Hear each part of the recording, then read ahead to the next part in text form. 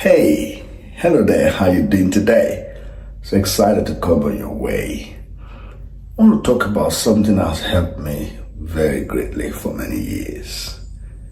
And it is what I called word marathon.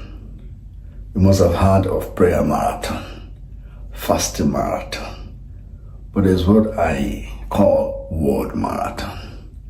And what it is, simply put, is getting on the word straight for 3 days, 7 days, 10 days, just listening, reading and breathing, meditating.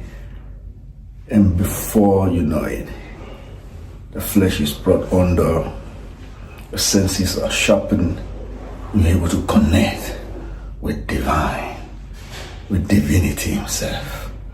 You just realize that those extra weights are taken off you. I want this short because I want you to listen to it again and again and put yourself on it. Yes.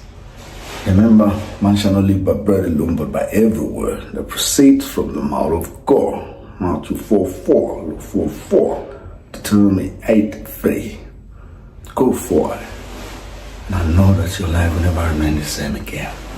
Lord bless you. That's it. Like, comment, share, and keep following.